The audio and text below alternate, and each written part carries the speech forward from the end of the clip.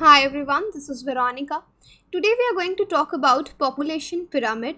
So here we'll discuss in detail about what is population pyramid, what is the benefit of studying such pyramids, right? And here we will compare the population pyramids of China and India. For my queries and video updates, you can connect with me on Instagram and Facebook because I feel together we can make a huge difference.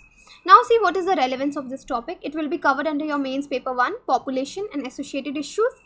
At objective level, you should know about what is population pyramid. Subjective level, what is India's demographic dividend? This is very important. What is demographic dividend? We'll discuss in detail. So today in what context we are studying this? See, population pyramids, they actually show the age and sex distribution of any country. So they are age-sex structures also. They help us to understand what is the population transition, like what is the demographic transition, how it plays a medium term in economic prospects, and it also helps us to speculate about its economic prospects. So here we will look at pyramids of India and China and their implications. Now how we can study this pyramid, I will show you the picture also. So generally here the mains are shown, the males. So pyramid, like in Egypt, it looks something like this, a shape like this, right? So males are shown generally on the left side and the females are generally shown on the right side. And also the convention is the age distribution, which is done in cohorts in group of 5. So this is important, of 5 years, with the age rising as we go vertically up in this pyramid. Now this pyramid shape changes over time due to births, deaths and net migration. A quick look I'll show you in the next picture that India pyramid, like the actual pyramids in Egypt, and its bottom is very heavy. So this is the pyramid somewhat of India. So somewhere you can see it looks like the natural pyramid, and this one is of China. So that means the Indian population has a larger proportion of children, teenagers and young adults compared to China, because initially this is the 0 to 4, age is 0 to 4, that means children, teenagers, youngsters. So when this thing is heavy, that means we have more population, larger proportion of children in our country, teenagers and young adults as compared to China. Here you can compare, this one is of China. And we can also observe that except for the oldest groups, India seems to have more males than females for every cohort. So in our country, we have more male population than the female population. So now reading, so I will explain here on the graph only, like what do they say about demographics. Now India's population for the age cohort of 0 to 4, then 5 to 9, 10 to 14 and 15 to 19, this is roughly equal, whereas the numbers for older groups become progressively smaller. So here you can say these are nearly equal, but here as we grow, the age increases, here it starts decreasing. These cohorts, in this cohorts we can see they are shrinking. This means the country's younger age groups have stopped growing in numbers now and are likely to shrink slightly soon, because here this is the younger one, younger generation, then these are the older ones. So it has shrinked somewhat, then it has shrinked more, and it keeps on shrinking, reducing. That means our younger age groups have stopped growing in numbers. This, however, does not mean that India's population will also start shrinking soon. This is far from it. But on the other hand, if we look at China's largest cohort is in 40s. So you can see it is largest in 40s, although it is more gender balanced. China's arms of these pyramids are more balanced. So this shows that sex selective abortions are likely to have taken off in the last few decades, because earlier in China, large number of sex selective abortion used to take place. But now in this pyramid, in latest studies, we have seen that from the last few decades it has stopped in their country. Now what does this have to do with the economic growth? Now if we take 25 to 65 age group, India currently has 650 million people, China has 830 million, and by 2040, India is likely to reach in this age group 900 million, whereas China will have around 730 million. So in other words, you can say that India will go from having 180 million less working age people than China today to about 170 million more. So more, that means it is a net gain of a third of a billion in 20 years. So definitely younger people are the one which are the taxpayer. This is a working group. So if we have more people in this age bracket, younger age bracket, so that means they are going to contribute more in the economic growth of the country also. So now before we talk about the implications on our country, so achieving this demographic dividend, what does it mean? Because just having people in the working age is not enough. How many are in the labor force and their productivity are more important, because if you have more people in the younger age but they are not contributing anything to your country, that means it means nothing. Like numbers means nothing until they are actually working, they are productive. So people pursuing education and homemakers are mostly the ones to drop out of the labor force, and women more so. But after a fall in female labor force participation for 10 years or so, now we are watching somewhere there are early signs of improvement.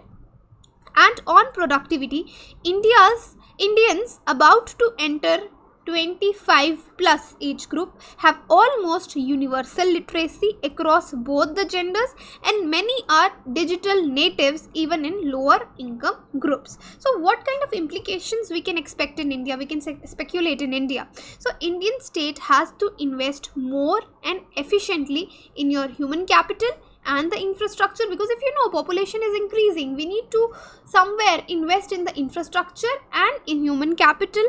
For the former, investments in health, like for the human capital, you need investments in the health and sanitation have to be sustained, and more PPP models, that means your public-private partnership models such as vouchers, charter schools, in basic educations, we need to open them, they need to be explored so that tax outlays result in the higher outcomes. So talking about all this demographic dividend, you should understand one thing: how crowded a country is has very little to do with its level of economic development. For example, both Bangladesh and Japan, if you say, we take the two examples, they both are very densely populated, but Japan is far more economically developed than Bangladesh. So to understand the role of people as a resource, we need to know about their qualities. People vary. They vary in their age, they vary in their sex, in their genders, in their literacy levels, in their health condition, in their occupation, in their income level.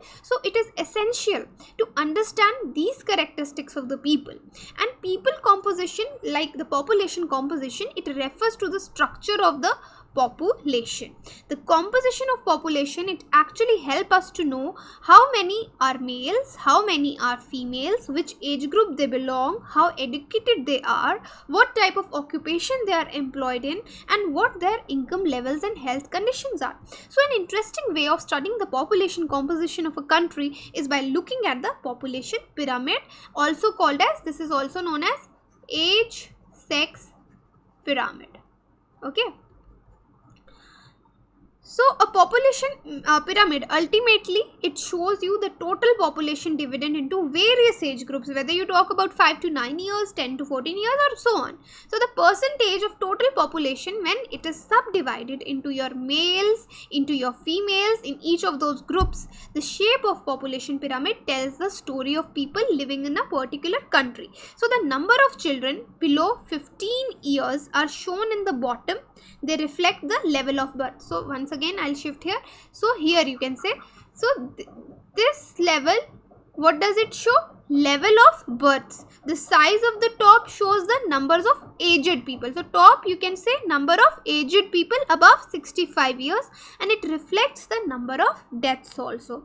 So the population pyramid also tells us how many dependents are in the country. So dependents are actually of two types. One are your young dependents, other are your old dependents, like elderly dependents. Old means elderly is a better word. Okay, elderly dependents. So those of the working age are the people who are economically active. That is why we talk about the economic growth, because only the people who are at working age are actually economically beneficial to a nation. So the population pyramid of a country in which birth and death rates both are high. So this is example.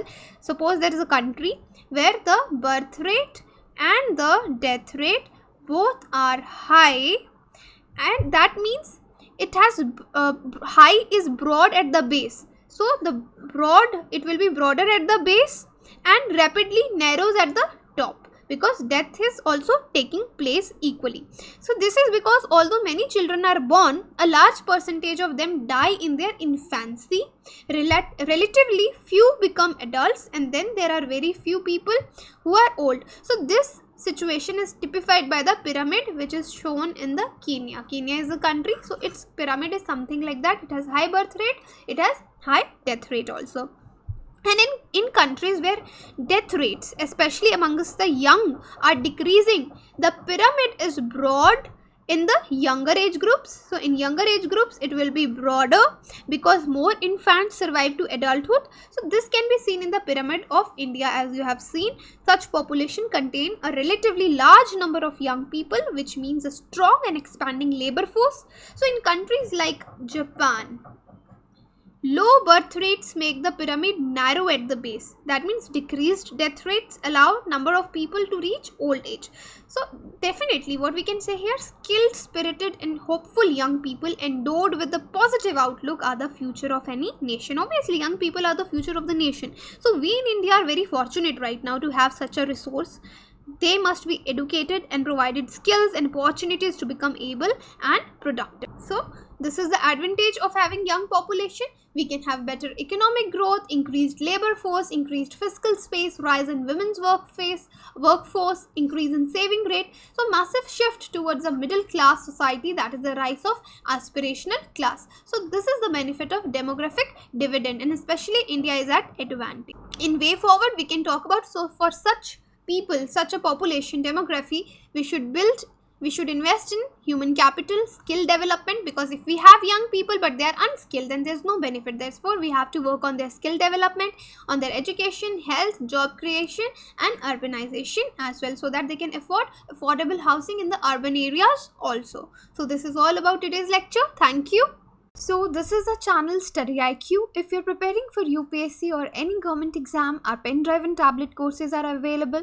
If you're preparing for UPSC CSE 2020, our pen drive course is available, where you can find 100% coverage of UPSC vast syllabus. Daily current affair updates will be available. Self-paced learning process is provided. This course has been prepared by top faculties of StudyIQ, and now you can purchase this course at Rs 625 per month only. For additional information, you can visit our site, and there are the phone numbers also given. You can call them and gain the additional information. You can connect with me for my video updates on Instagram and Facebook, because I feel together we can make a huge difference. For queries, you can even email me. Thank you so much.